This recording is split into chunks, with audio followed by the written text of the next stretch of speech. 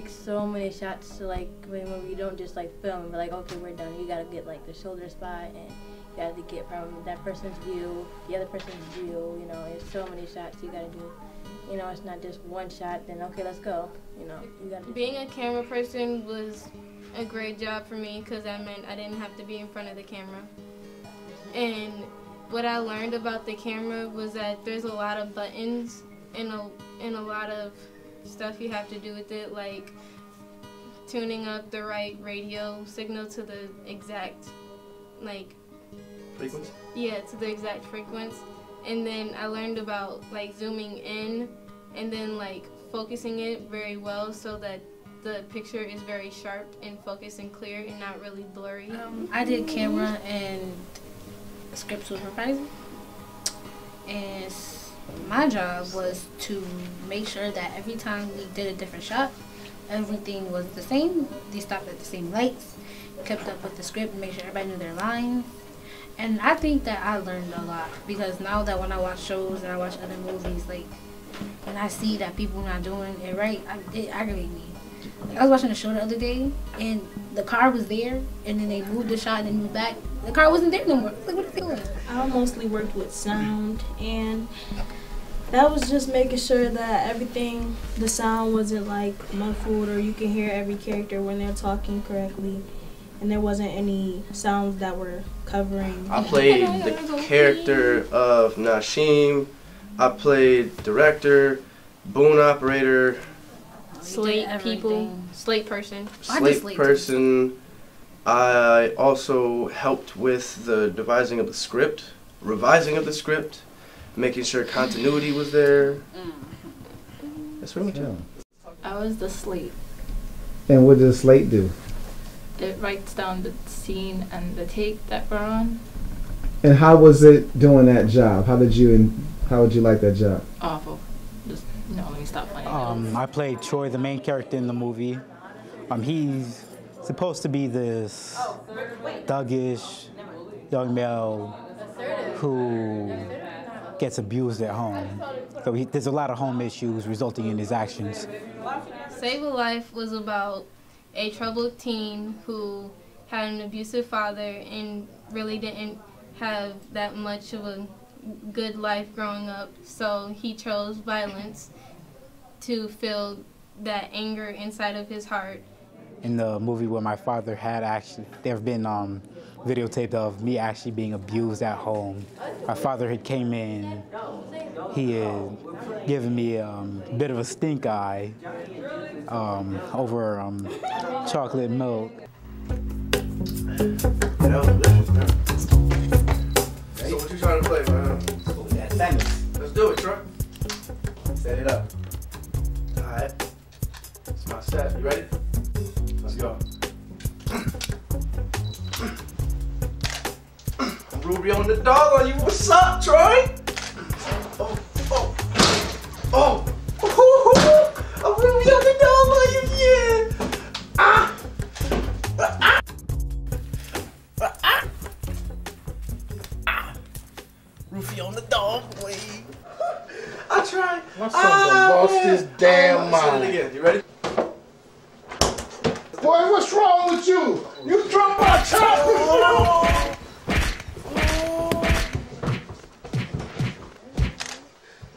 Must be crazy.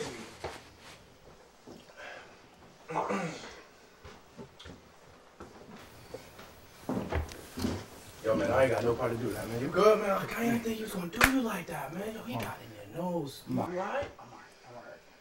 You need to, you need to do something? So in the scene where we're in the park, I'm looking around for a place to use the bathroom. Of course, not using an actual bathroom, using one of the trees. But then the person that's been following me throughout this movie, he confronts me about it. Also about my the friends I've been hanging out with.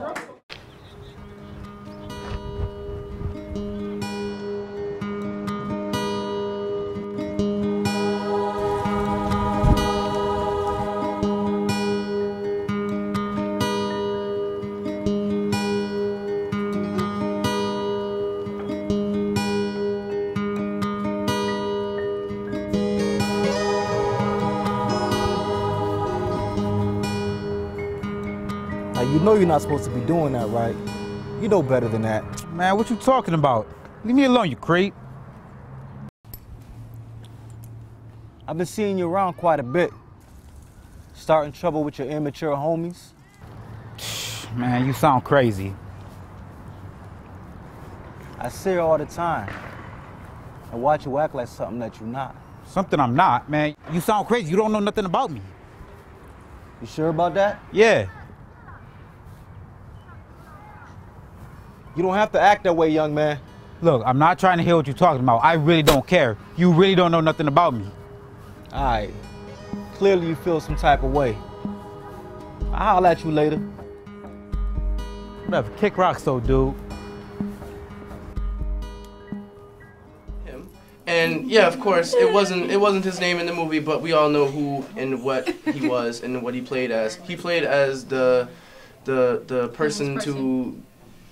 He played as the person to get him on the right path. He was like certain cornerstones and scenes he would pop up when he's doing something bad, and you try to get him to do something that was really in his mind. Like, is this really what you wanted to do? So this movie really about To Save a Life was really about, are you really acting the way you're acting because of you or because somebody else told you to do it?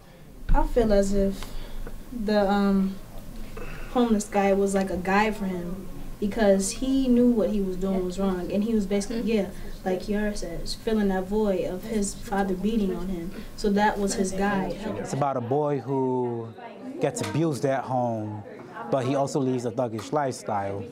He goes around stealing from people.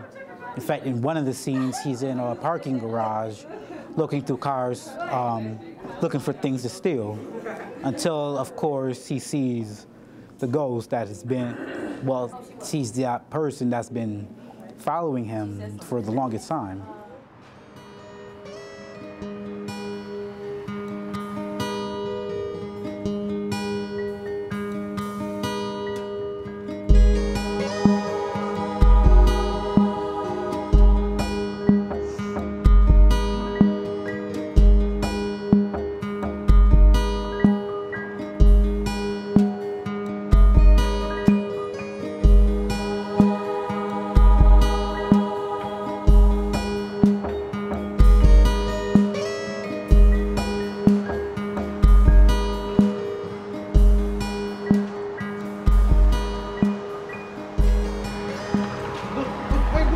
Why are you stalking me? I'm not stalking you, fam. Just trying to get this view. What view? You never seen it? No. The view of this beautiful city. I guess, man. I come up here from time to time, you know, to clear my mind, to get above all this noise and all this traffic. You sound crazy. Crazy? Crazy. The world can be crazy, man. And there's always somebody out there trying to do you some harm. I guess. Sure, dude. Whatever. It produces a lot of anger in your heart. Just make you vex at the world. Sometimes you gotta get a bird's eye view to see trouble before it comes. You can't get caught in a trap. What traps? There's traps everywhere, fam. You just have to see them before they come. Take a look around. You can't fight anger with anger. All that does is causes more chaos and confusion. Well, it's different from like when you're watching somebody else play or use those scripts, but it actually in real life it takes time. It's hard, especially when you're going to actually say the lines in real life. Then it's hard that sometimes you got to remember all of the lines. And now that you think about it when you're going into a real movie, then you can't think about like all those lines that you have to say. So you know, it takes time. It seems easy at first, but then when you really do it, it's like, oh my gosh, you know. I think that when you're writing the script, it's harder than what you think, because you have to. It's harder than what you think because you have to like think of clever things to say. Like you can't just write, "Oh, hi." That's not gonna be. That's not really how people interact. You have to write it out how you would want to see something interesting. Especially going off of that, I definitely agree with that. Like when we got the idea of the characters, we actually went through several different drafts trying to figure out, is this what somebody would really say? is this the emotion that they would really carry during that process. And it's kind of like you're just grasping for different emotions and dialogue, and it's a process, I can say.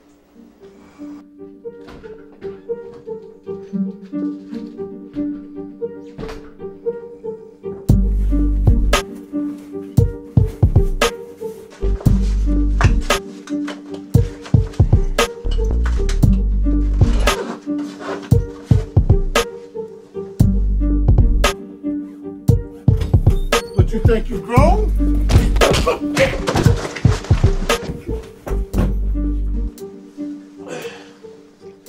Troy!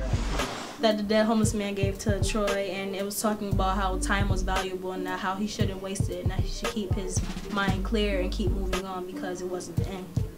So, yeah, that's what I wrote about. I just wrote the time where he told the guy to like get away from him. I tried to write a line, but y'all didn't want to use it. What was that line? That someone got hit with a frying pan.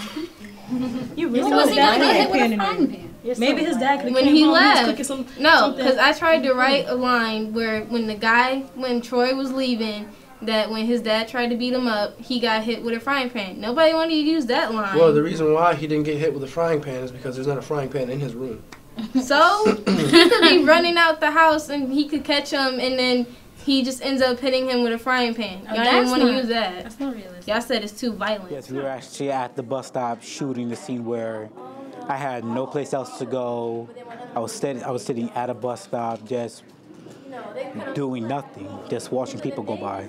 In that scene, that's where I find out where the person I've been talking to, the person that's been confronting me throughout the movie, has been actually dead for a couple weeks, and I've been talking to a ghost. And I found out because there's a paper, it blows through and it just so happens to cross my path.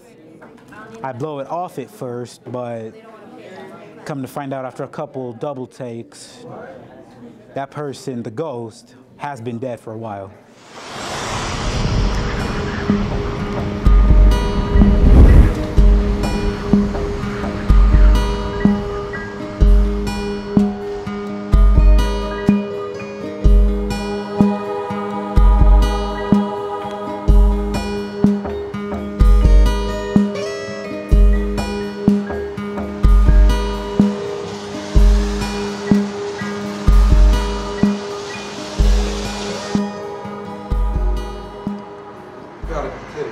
It was very long.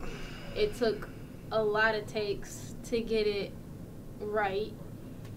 And it was a good scene, but it took too many takes to make it a good scene. In my eyes, we should have just took one take and then that should have been great. But it really doesn't work like that in the movie business. I felt like I could have done a lot better than I did, but it's done. The tips for anyone in the filmmaking business: don't give up. Do what you need to do.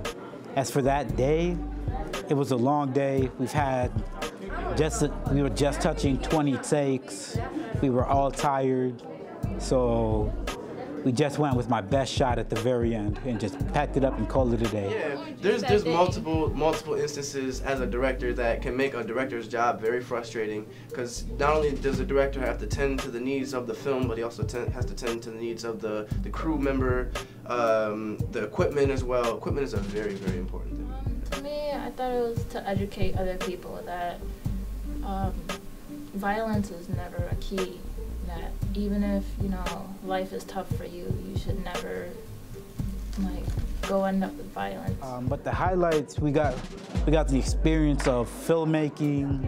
We got to meet people we would never dream of meeting, and now we know what to do if we pursue a filmmaking career.